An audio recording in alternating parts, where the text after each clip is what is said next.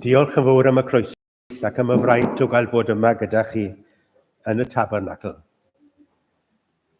Dewch canwn yn llawen i'r arglwydd, rho'n floedd o'r foleddi graig ein hachawdwriaeth. Down i'w bresenoldeb a diolch gorfoleddwn ynddo a chaneuon mawl. Nid arbedodd Duw ei fab ei hun, ond ei draddodi i farwolaeth trosom ni oll. Ac os rhoddodd ei fab, sut y gall beidio rhoi pob peth i ni gydag e. Gweddiwn. O Dduw ein Tad, rhaid i ni gydnabod ar ddechrau'r oedfa, mae dyledwyr ei thras ath gariad i. Ydy ni bob yr un ohonom ni. Diolch i ti nad wyt ti wedi ewyllysio bwrw neb ohonom ni ymaith o ddiger dyfron, ond rwyt ti'n ein derbyn ni, wrth ein dwy ni yn wylaidd ac yn ostyngedig ac yn edifeiriol, i blygu wrth droed y groes, a diolch ar y feddi a daberth iawnol Crist drosom, i'n cymodi ni at y dyd ei hun. Trwy gyfrwng yr oedfa hon y bore yma ac yn arweiniad yr ysbryd glân o Dad, boed i ni o'r newydd weld gogoniant Iesu, a rhoi gwir glod a mawl i ti. Derbyn ni, maddau'n pechodau ni, yn enw'r Crist byw. Amen. Ac i ni mynd i ganu yr emyn cyntaf, cyn llunio'r byd, cyn lledu'r nefoedd wen, cyn gosod hael na thoer na ser uwch ben, be drefnwyd ffordd yng nghyngor tri yn un i achub gwael golledig euog ddyn. Yr emyn cyntaf.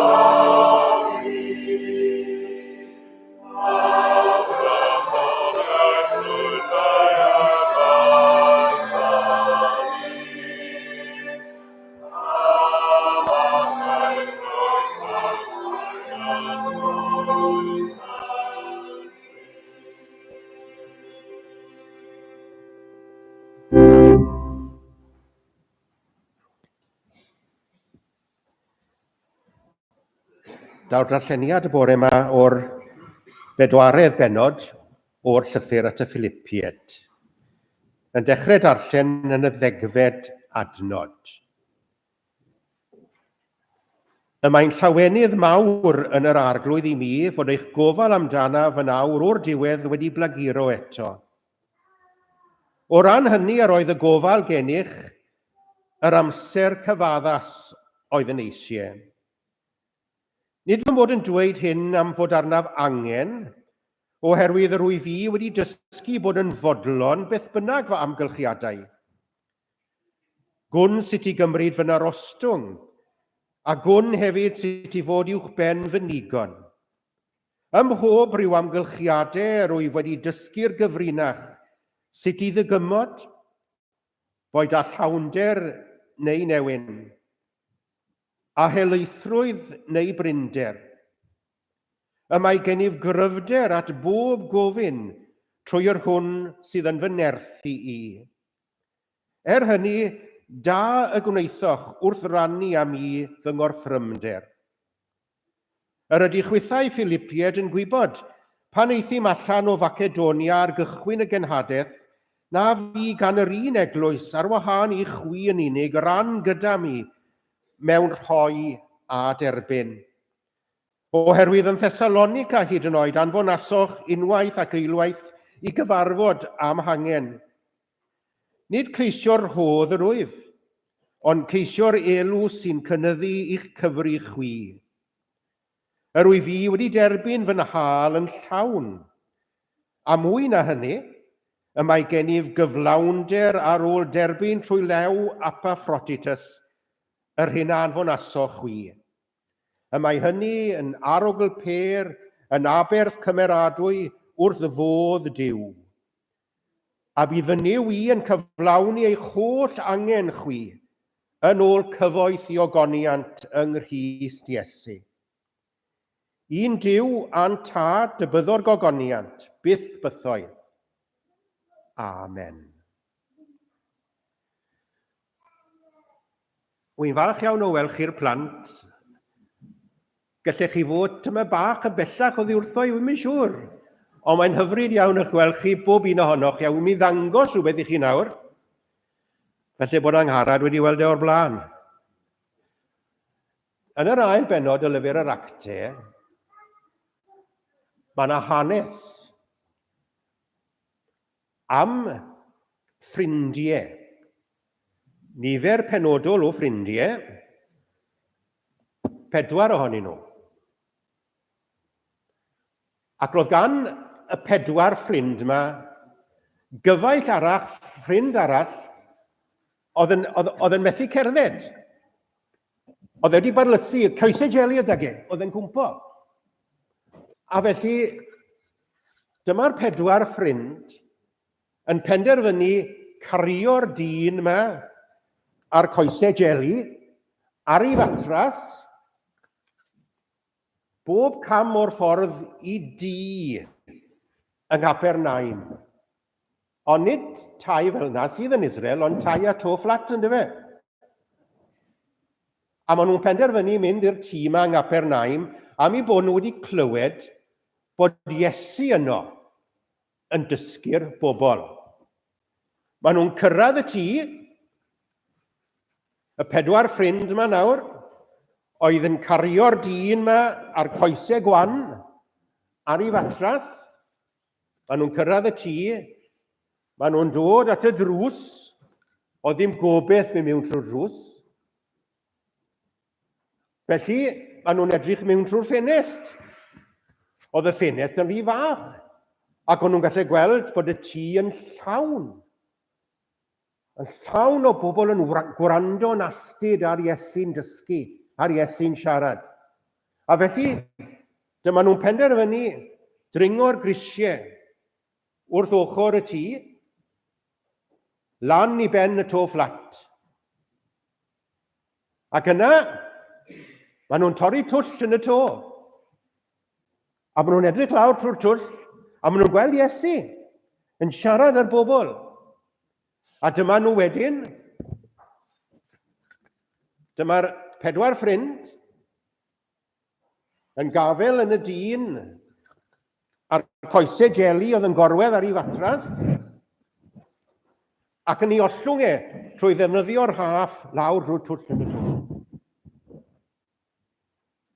A mae Iesu'n ei weld e. Oedd y dyn eisiau cerdded to. Dyna oedd eisiau, oedd wedi parlysu. Ond oedd Iesu'n ei weld e. A mae Iesu'n ei weld e. Oedd y dyn eisiau cerdded to. Dyna oedd eisiau, oedd wedi parlysu. Ond oedd Iesu'n ei weld e. Oedd eisiau coesau cryf arno fe to. Ond mae Iesu'n dweud wrtho fe, fy mab, maddeuwyd dy bechodau. Gwranda, meddai Iesu wrtho fe, wyt ti'n derbyn maddeuant am bob dim drwg wyt ti wedi wneud. A mae'r pwysigion oedd yno yn gwrando arno fe'r arweinwyr crefyddol, maen nhw'n tibrw wrth ei gilydd ac yn dweud, wel, dim ond Duw sy'n medru maddau pechodau. Ac wrth gwrs, Iesu oedd Duw wedi dod yn ddyn, Duw yn y cnawd. Ac fe dalodd Iesu am faddeuant i'r dyn yma, fel mae wedi talu am faddeuant i bob un ohonom ni wrth farw ar y groes. A wedyn, mae'n dweud wrth y dyn, fy mab maddeuwyd dy bechodau, mae'n dweud wrtho fe wedyn, cyfod y fatras, cod y fatras, a cherdda. A mae'r dyn a'r coesau jeli yn codi ar ei drad, matras ar ei gefen, a mae'n cerdded yn gryf. Oedd eisiau nerth yn ei goesau fe, ond oedd eisiau rhywbeth llawer iawn mwy arno fel mae eisiau ar bob un ohono ni. Maddeuant Duw. A mae Iesu Grist yn cyhoeddi'r maddeuant hwnnw ac wedi talu am y maddeuant hwnnw i chi a fi ar y groes. A cofiwch hyn hefyd, bydd rhai bobl eisiau dweud wrthoch chi mai rheolau yw Cristnogaeth. Paid â gwneud hyn, paid â gwneud y peth arall. Neges am gariad a maddeuant yw Cristnogaeth. Bendith arnoch chi blant, a diolch i chi am wrando, a falle gallwch chi wneud un o'r rhain eich hunan. Dim ond 4 darn o garbod sydd eisiau, mwyn mynd dros yr hanes. Marc yr ail bennod. Gadewch i ni gweddion.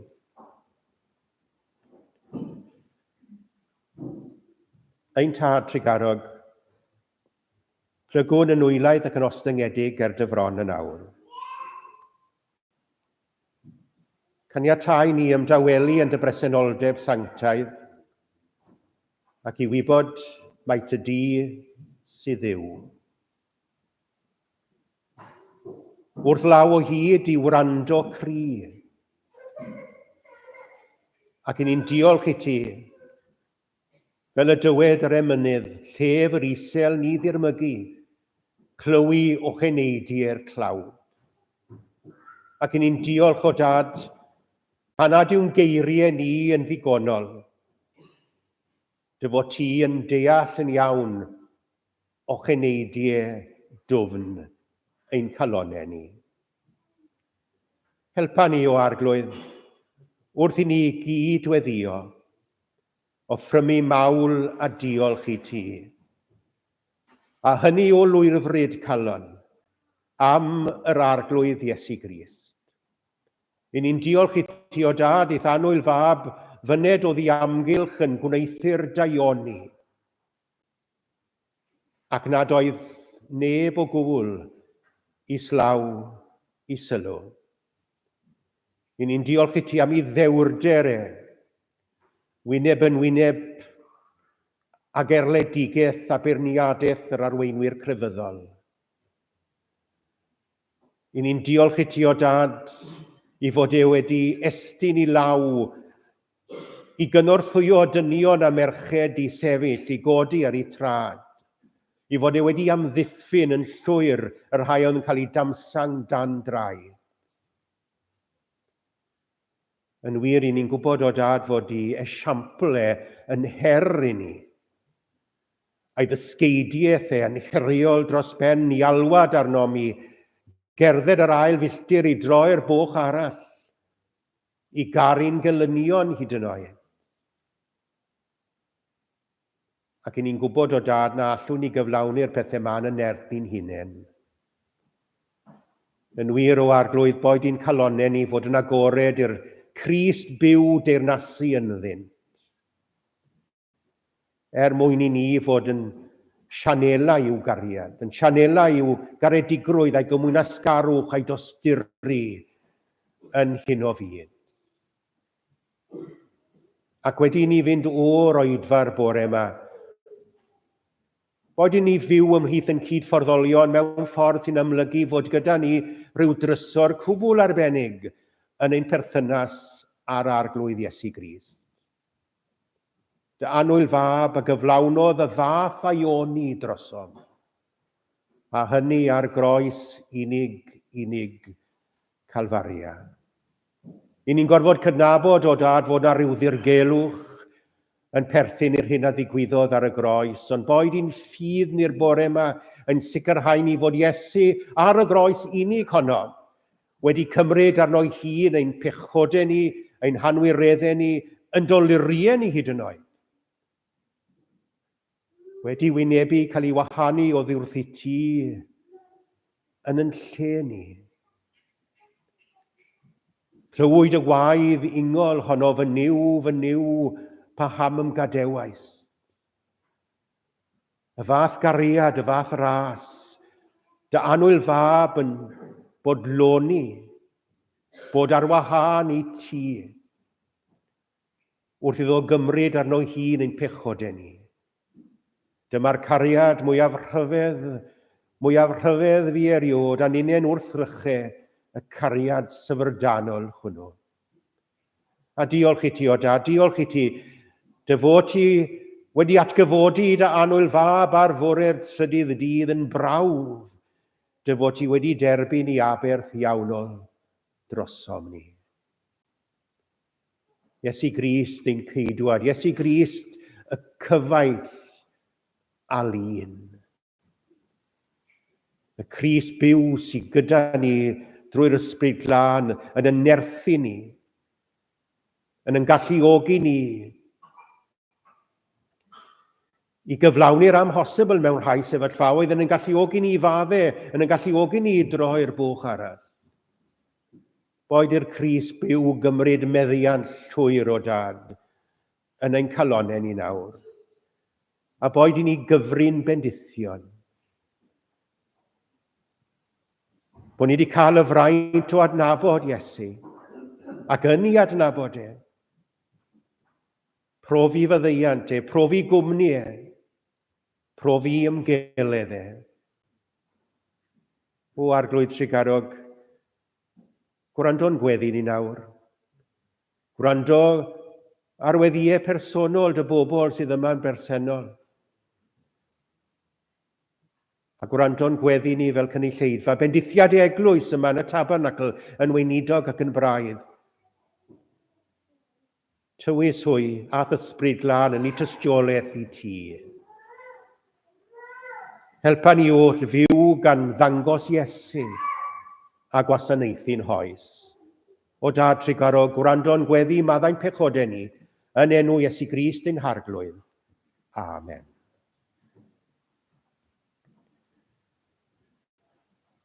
I ni'n mynd i ganu yr ail emyn nawr. Mae gennyf ddigon yn y nef ar gyfer fy eisiau i gyd. Oddi yno mae y tlawd a'r gwael yn cael yn hael o hyd. Yr ail emyn.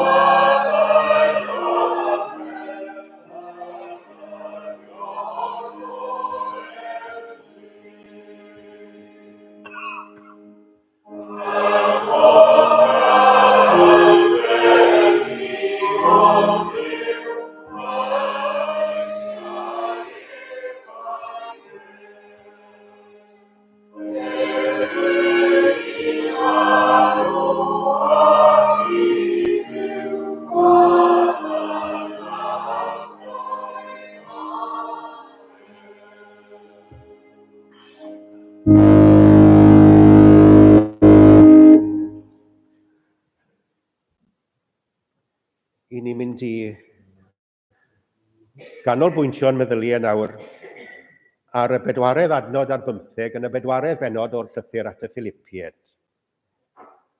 Bydd fy niw i yn cyflawni ei holl angen chwi yn ôl cyfoeth i ogoniant yng Nghrist Iesu.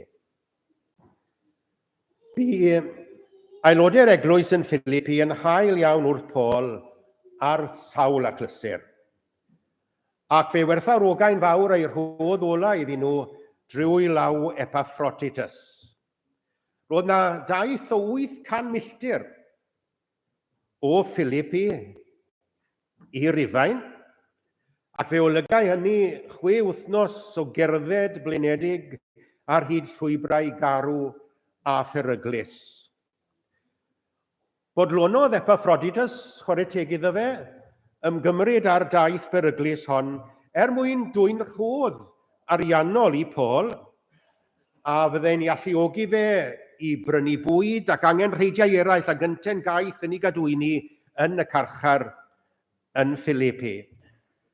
Yn Rhufain yn hytrach, rhoi yn ei tlodi a wnaeth y Philippiaid,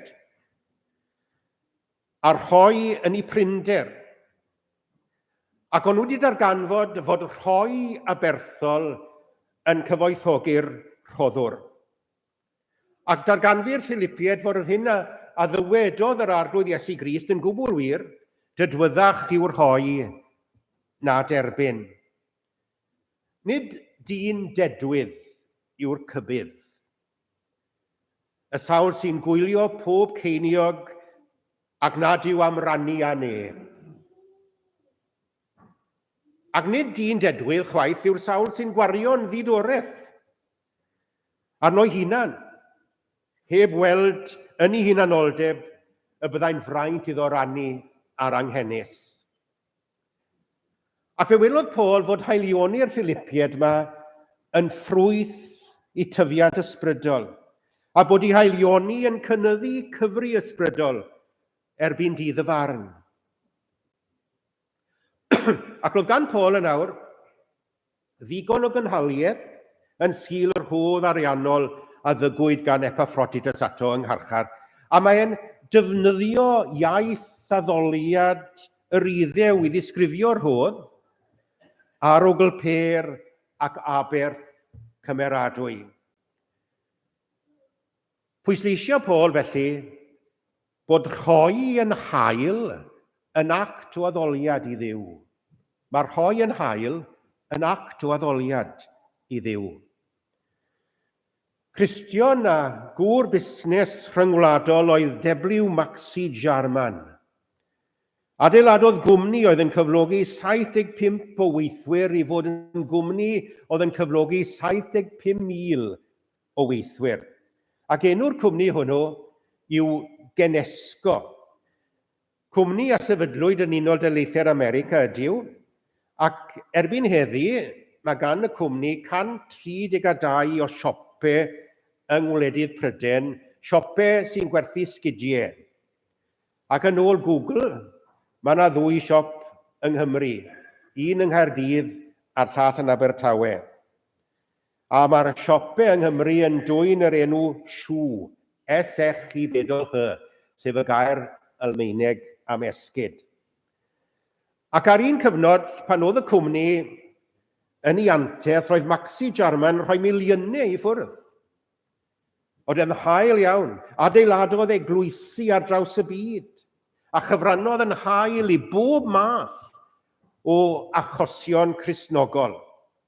Yna, fe ath y cwmni i drafferth mawr am gyfnod gan golli arian. Ac fe gollodd Maxi Jarman llawer iawn o'i ffortiwn bersonol. Ac yn y dyddiau tywyll treini, pan oedd wedi colli'r oll arian yma, rhan o'i ffortiwn personol, gofynodd ffrind agos iddo fe, os oedd e'n meddwl am y miliynau roedd e wedi rhoi i ffwrdd ar hyd y blynyddoedd. Wrth gwrs mod i'n meddwl fe, wy'n sgwrs bod i'n meddwl am y miliynau wedi rhoi i ffwrdd, ond cofiad i, meddwl wrth ei ffrind, Cofia, ni chollais geiniog o'r hyn aroddais i ffwrdd i'r achosion Cristnogol. Dim ond colli'r hyn rwy wedi gadw, rwy wedi wneud. Dim ond colli'r hyn rwy wedi gadw, rwy wedi wneud. A dyna i chi baradocs bod yn ddisgybl i Grist. I ni'n cadw yr hyn i ni'n ei roi. Nid oes yna unrhyw rodd i ni'n ei roi i ddiw i arwyddo gweinidogaeth a gwaith yr eglwys yn mynd i'n gwneud ni'n glotach. Mae'n dyfnhau ein perthynas ag ac i ni'n cael ein bendithio yn y weithred o rannu. Rhoddwr digyffelyb yw Duw ei hun. Do carodd Duw y byd gymaint nes iddo roi ei unig fab. Mwyn i bob un sy'n credu yn ef beidio mynd i ddistriw ond cael bywyd tragwyddol. Credu yn ei aberth iawnol drosom ar y groes. A mae rhaid i bawb ohonom gydnabod yn wylaidd gydag elfed. Ni allaf roddi fel yr rhoddais dim. Rwy'n gweld yng ngolau'r groes fy ngorau'n ddim, ond at y groes hynny deia fi i'm rhoi fy hunan i ddewyllus di. A rhannu ac nid crafangu i'w ewyllus diw. Rhannu ni prinder gwnaeth y Philippiad ac roedd gwneud hynny yn amlygiad o'i hymddiriedeth yn niw y byddai ef yn darparu ar ei cyfer. A Paul yn ei flaen i ddatgan y bydd Duw yn cyflawni pob gwir anghenraid sydd gan y crediniwr. Yn ôl cyfoeth i ogoniant yng Nghrist Iesu. Nid allan o'i oli dwyfol fel rhyw filiwnydd yn rhoi ychydig o gardod i rai anghennus, ond yn ôl ei oli dwyfol, yn ôl yr holl adnoddau anfeidrol sydd gan Dduw. A bydd yn niw yn cyflawni eich holl angen chwi yn ôl cyfoeth i ogoniant yng Nghrist Iesu. Duw yn cyflawni'n holl angen ni. Mae'n ddweud ar eithrol, yn dyw e? Mae'n ddweud ar eithrol. Mae'n addewid digyffelyb. Hoffai'r diweddar barchedig Emlyn Jenkins sôn am wraig o'r enw Anna James, a ddalanwadodd yn drwm iawn arno.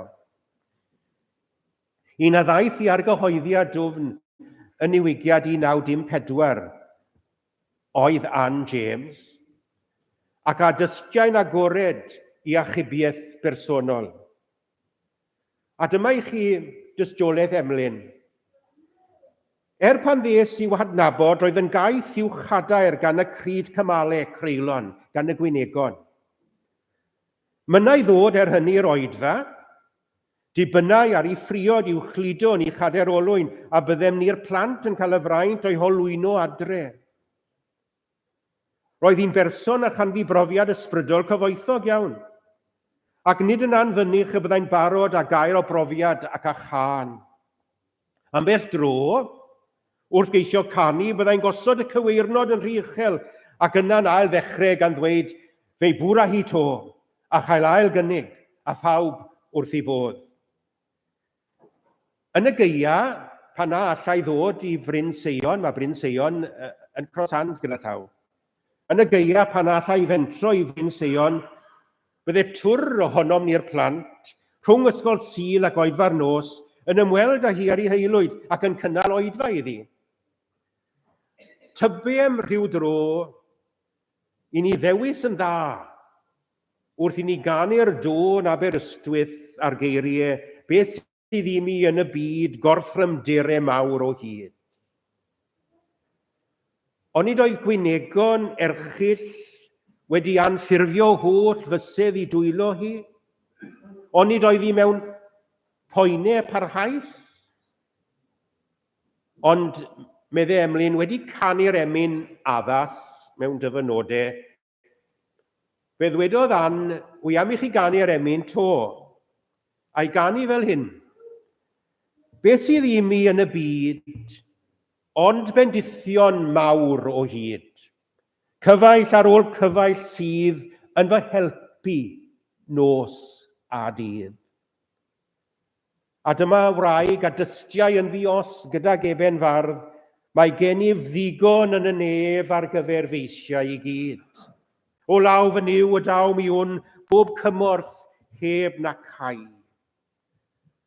A dyma chi wraig a dystiau fod ei diw yn cyflawni ei holl angen yn ôl cyfoeth i ogoniant yng Nghrist Iesu.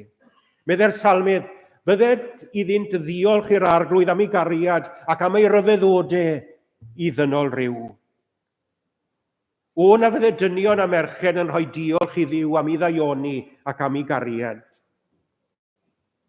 Mae na ddigon i fod yn ddiolchgar amdano. Ac eto, mae na ddigon i gwynod i gylch e. Mae gyda ni ddewis.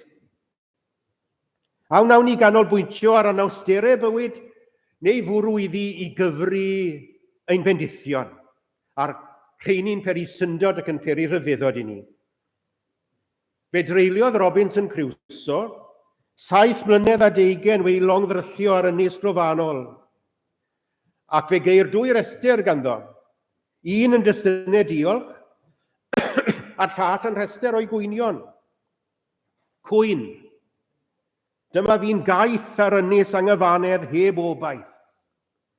Diolchgarwch, ni foddais fel gweddill cryw'r llong. Cwyn, nid oes gen i ddillad.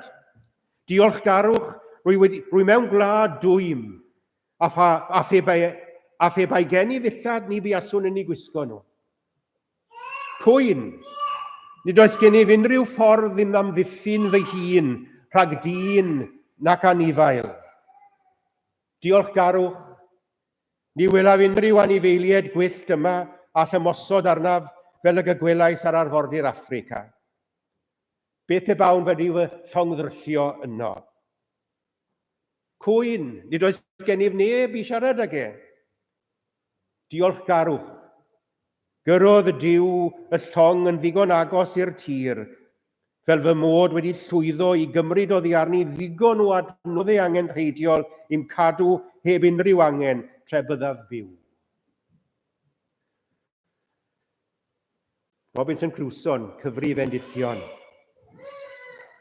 Wy'n darllen myfyrdod Bob Gass yn Word for Today yn feunyddiol.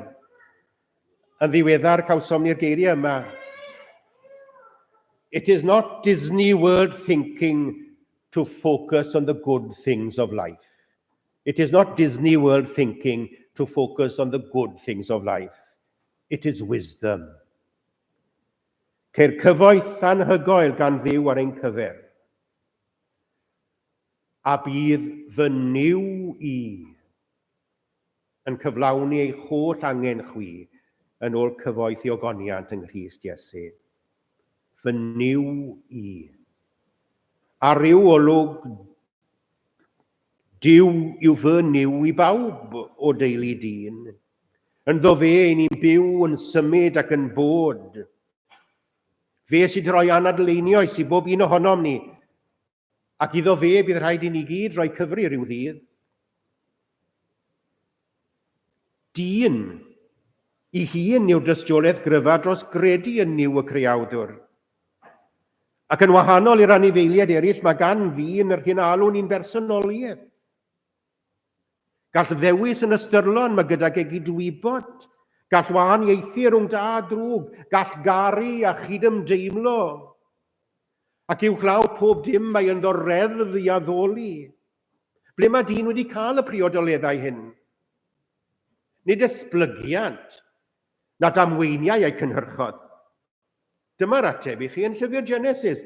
A'r arglwydd yw aliniasau y dyn o brydd y ddeiar ac anadlodd yn ei ffroenau ef anadleunioes ar dyn a aeth yn enaid byw. Nid damwen yw dyn. Ofnadwy a'r rhyfedd ym gwnaed, medde'r salmydd. Fe'n gwnaed gan greawdwr y bydysawd gan Dduw. A ddywedodd Pascal yn dod, if man hasn't been created by God, then he is nothing but a disease formed in the dust. Os nad yw dyn wedi cael ei greu gan fyw yna, nid yw ond rhyw gremen sydd wedi crynhoi yn y llwch. Pan fyddai'n meddwl am blant bach yn yr Oedfa'r Bore yma, pan fyddai'n meddwl am fy wyrion bach i, nid cremen wedi crynhoi yn y llwch nhw. Maen nhw wedi cael eu creu ar lun a delw Duw. Creawdwr y bydysawd. I rai mae'r geiriau fy niw, my God, yn ddim mwy na llw cableddus ar ei gwefusau. Fy niw. Mae yna rhyw hyfrydwch yn y geiriau yna, nos e, yngennau'r crediniwr. Oherwydd iddo ef, Duw a thad yn harglwydd Iesu Grist, yw fy niw. Ac i'r Cristion, mae Duw yn fy niw ar sail y berthynas arbennig mae Duw wedi sefydlu ag e. I ni wedi canu'r emyn y bore yma. Cyn llunio'r byd, cyn lledu'r nefoedd wen, cyn gosod hael na lloer na ser uwchben, fe drefnwyd ffordd yng nghyngor tri yn un i achub gwael golledig. Euog ddyn. I ddynol rhyw iachawdwr gwyw a gaid, dros lwch y llawr, fe roes ei werthfawr waed. A mae'r crediniwr sydd trwy ras wedi derbyn yr iachawdwr hwn a'i aberth drosto ar y groes mewn cymod â Duw, mewn perthynas arbennig a'i dad nefol. A fe ddywed yr arglwydd Iesu am y cyfryw rai, ni all neb ei cipio allan o law fy nhad. A mae profiad yn galluogi'r Cristion i ddweud fy niw. Edrydd Vernon Hayam yn ei gyfrol Unsearchable Riches am y profiad a gafodd ef a'i wraig pan ar wyliau yng Nghernyw. Ac un prynhawn maen nhw'n mentro mas mewn cwch ar y môr. Ac yn sydyn fe gododd storm ar y môr ac ymddangosodd tonnau fel mynyddoedd mawr gan fygwth y cwch bychan. Anfonwyd cwch achub i'w dwyn i ddiogelwch. Yn hwyrach y prynhawn hwnnw, bu Vernon Hayam a'i briod yn siarad â hen fwrwr a'i wraig wrth y cei. Wedi sôn am y storm ddirybydd ar y môr, dechreuodd yr hen fwrwr rannu ychydig bach o hanes i fywyd, ac fel y byddo ef a'i wraig golli 2 fab ar y môr. Ac yna, gan edrych yn dyner iawn ar ei wraig, fe ddywedodd, "We've had our ups and downs, but the Lord, He has been more than good. I really don't know what we would have done without Him." Roedd ganddi'n ffydd yn niw, ac fe cynhaliodd ar hyd ei hoes hir a thymhesglog. Os yw Duw yn fy niw, a ddaeth hi'n ceisio yn yr arglwydd Iesu Grist, ac sydd wedi fy nghynnal am cynorthwyo, ni allaf fentro dweud dim yn llai nag y bydd yn parhau i ddarparu ar gyfer fy holl anghenion.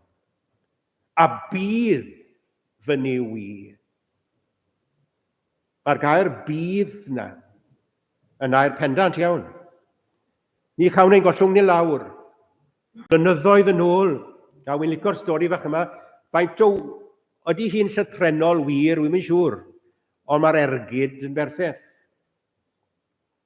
Blynyddoedd yn ôl, roedd hen wraig a drigau mewn bwthyn llwm wedi gwario ei cheinio o gola ac wedi bwytau thorth ola. Ac fe benliniodd wrth y ford, gan ofyn i Dduw ddarparu torth ar ei chyferi. Clywodd rhai o fechgyn ifanc y pentre hi'n gweddio. Bechgyn oedd rhain oedd wedi arfer i fflagio hi. Tynnu chos i gwatwar i a gweud y gwir, am ei diwioldeb. Ac mwyn cael sbri ar ei ffenni, mwyn cael hwyl ar ei ffenni, dyma nhw'n gollwng torth i lawr drwy'r simdde wedi lapio mewn papur brown. Wedi agor y parsel a gweld y dorth, dyma ein codi llais mewn mawl a gorfoledd i Dduw.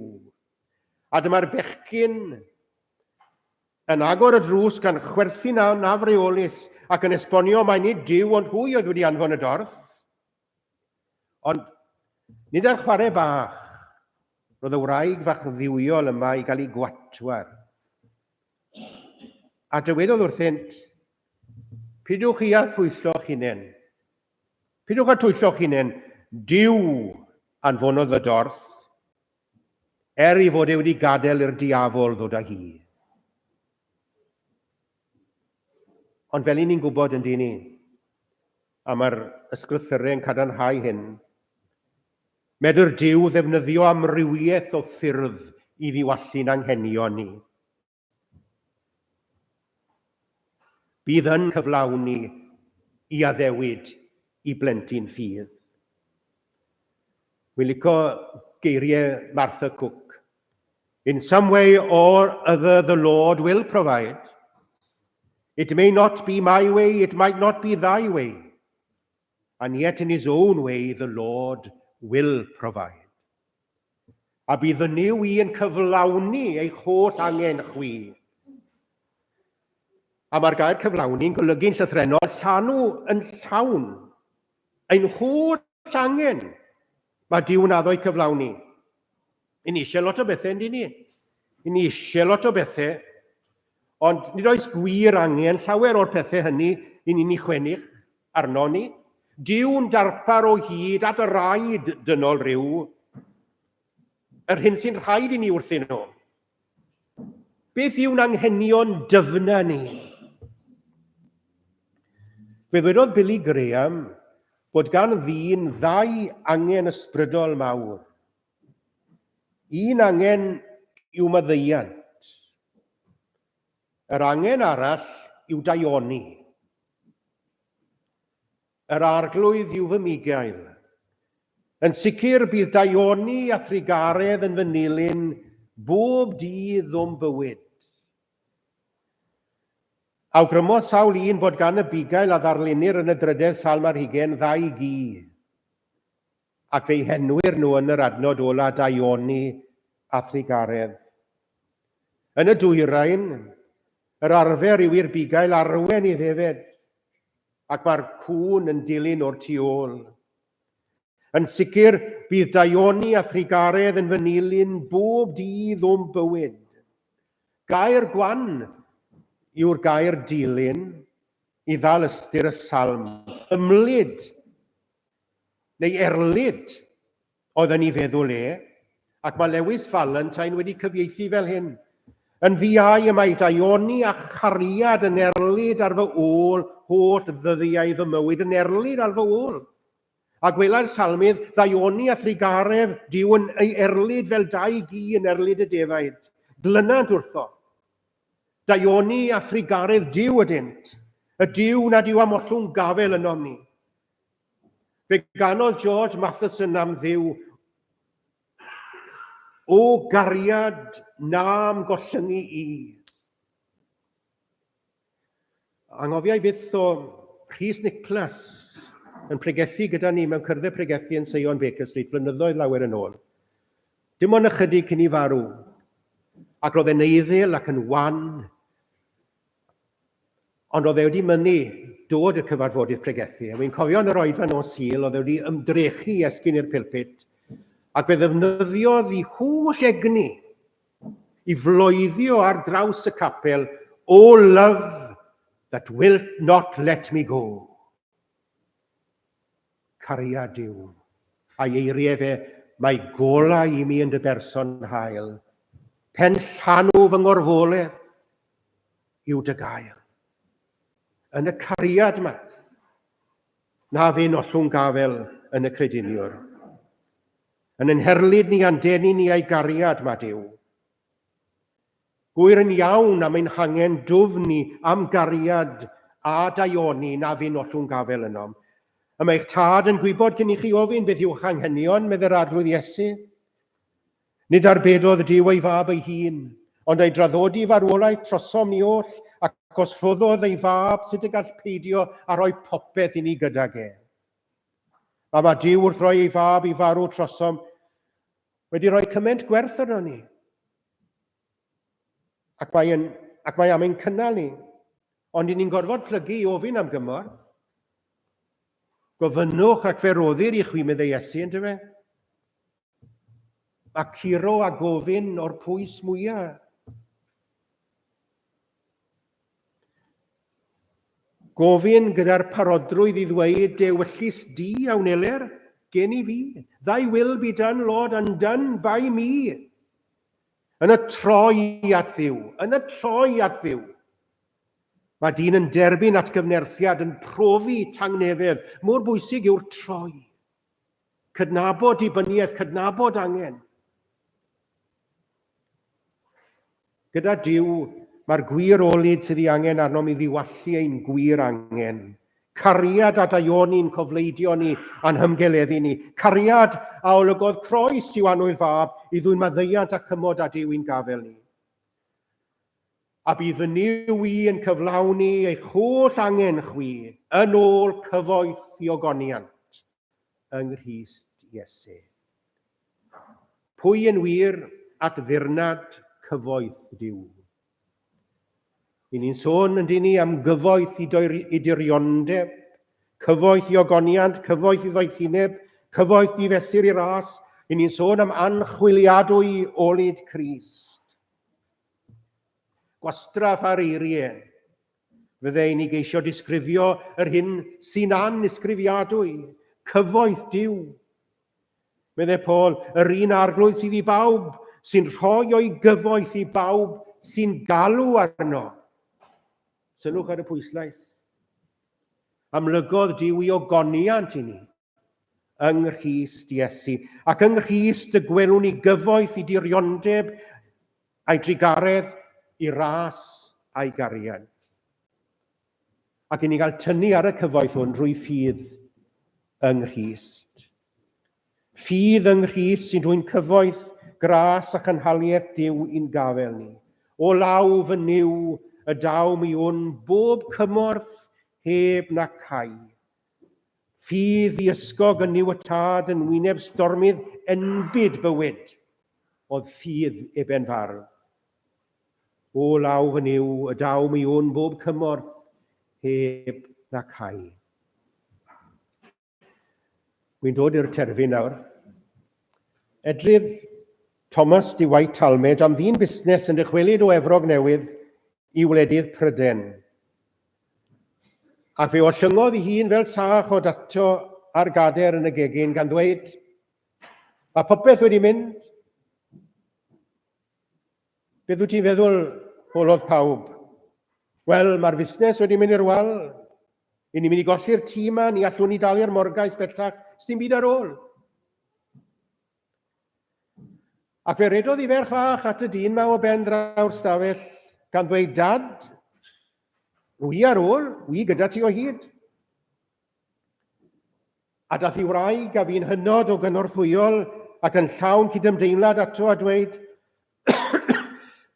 wel, yng nghariad i'r wi ar ôl, wi gyda ti o hyd. Ac yna, dyma'r hen fam gi oedd yn eistedd yn y cornel yn bwrw i sbectol dros ei thalcen, gan ddweud fy mab, mae gen i'r holl a ddiwydion Duw ar ôl. Mae nhw'n eiddo i ti. A dyma'r masnachwr yma yn wylo'n hydl yn llefen y glaw, gan ddweud, dyna greadur aniolchgar o dwi. Mae'r fath gyfoeth gen i ar ôl, bydde di Dduw fadde i fi. A mae ddiwydion Duw, fel i chi'n gwybod, yn frith ar dudalennau'r Beibl yma. Dyma nodi ambell un wrth derfynu. Os cyffeswn ein pechodau, y mae ef yn ffyddlon ac yn gyfiawn ac felly fe fyddeia i ni ein pechodau a'n glanhau o bob anghyfiawnder. Paid ag ofni, yr wyf fi gyda thi, paid ag dychryn my fi yw dy Dduw, cryfhaf di athnerthu, cynhaliaf di a llaw dde o'r chfygol. Bydd yr arglwydd yn mynd o fflaen, a bydd ef gyda thi, ni fydd yn dy adael nac yn cefnu arnat. Paid ag ofni na dychryn. Geiriau Iesu, dewch ata fi bawb sy'n flinedig ac yn llwythog, ac fe rodda fi o'r ffwystrau chwi. Cymerwch fy iau arnoch a dysgwch gennyf, oherwydd addwyn a dwyf a gostyngedig o galon ac fe gewch o'r ffwystra i cheneidi e. A geiriau Paul, y rwyf yn gwbl sicr nath nac angai, nac einioes, nac angylio, na thywysogaethau, na'r presennol, na'r dyfodol, na grymusderyn, nac uchelderyn, na dymderyn, a dim arall a greuwyd yn gwahanu ni o ddiwrthgariad Duw yng Nghrist Iesu ein harglwydd. Boed i ni afel yn dyn yn yr addewidion cyfoethog yma. Ynghyd ar addewid yn testun ni, bydd fy niw i yn cyflawni holl angen chwi yn ôl cyfoeth i ogoniant yng Nghrist Iesu. Y peth naturiol yng ngoleuni'r cysur a'r gobeith sydd yn yr adnod hon yw symud ymlaen i roi gogoniant i'r Duw trigarog a graslon hwn. Pan fyddyriwn ni ar ei ddaioni, ar ei ofal trosom, ar y cyfoeth sydd yng nghadw i ni yng Nghrist Iesu, pwy a fedr beidio goffrymu diolch iddo, ynghyd a'i ganmol a'i glodfori. Dyna'n braint ni tra'r y ddeiar, a dyna fydd ein braint ni hefyd, byth bythoedd, clod i'w enw. Amen.